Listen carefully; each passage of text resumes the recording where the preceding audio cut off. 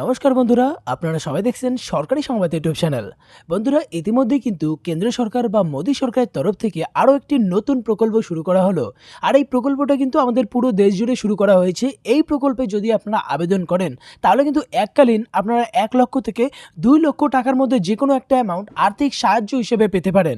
তো বন্ধুরা, এই প্রকল্পে আবেদন করতে গেলে আপনার কি কি ডকুমেন্টস লাগবে, কিভাবে আবেদন করবেন, সেই সবটাই আপনারা এক এক করে জানতে চলেছেন। তো ধৈর্য ধরে কিন্তু ভিডিওটিকে একদম শেষ পর্যন্ত দেখবেন। তো দেখুন, এই ব্যাপারে হেডলাইনে বলা হয়েছে যে সারা দেশ জুড়ে আজ থেকে ই শ্রম কার্ডের আবেদনটা শুরু হলো।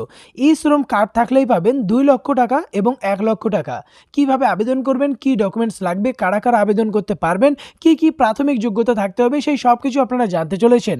আর এই ধরনের আর্থিক সাহায্য যদি সরাসরি আপনারা আপনাদের ব্যাংক অ্যাকাউন্টে পেতে চান তাহলে কিন্তু অবশ্যই এই ভিডিওটিকে একটি লাইক করবেন। এরই সঙ্গে লাল রঙের সাবস্ক্রাইব বাটনে ক্লিক করে বেল নোটিফিকেশনটা অল করে দেবেন। তো আসুন এবার আমরা দেখে নিই যে কিভাবে আপনারা এই নতুন প্রকল্পে আবেদন করতে পারবেন। তো প্রথমে আমরা দেখে নেব যে আবেদন করতে গেলে আপনার কি কি প্রাথমিক যোগ্যতা থাকতে হবে।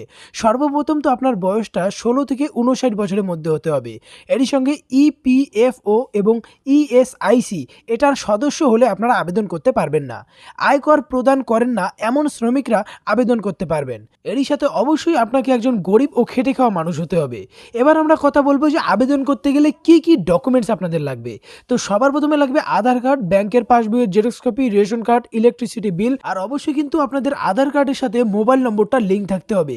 এবার আমরা কথা বলবো কারা কারা আবেদন করতে পারবেন। তো এখানে প্রথমেই বলা হয়েছে ক্ষুদ্র ও প্রান্তিক কৃষক, কৃষি শ্রমিক, শাকসবজি ও ফল বিক্রেতা, পরিযায়ী শ্রমিক, অটো রিক্সা চালক, খবরের কাগজ বিক্রেতা, বিড়ি শ্রমিক, আশাকর্মী, নাপিত, গৃহ পরিচারিকা, যারা রাস্তার ধারে খাবার, ফল ইত্যাদি বিক্রয় করে তারাও আবেদন করতে পারবেন।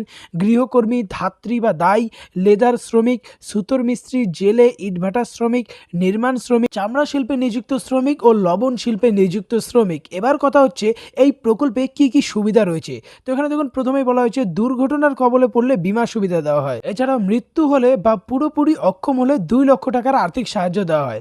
আংশিকভাবে অক্ষম হলে সেক্ষেত্রে 1 লক্ষ টাকার আর্থিক সাহায্য দেওয়া হয়। এছাড়াও আবেদনকারীর পরিবারে সরকারি চাকরির সুযোগ সুবিধা করে দেওয়া হয়।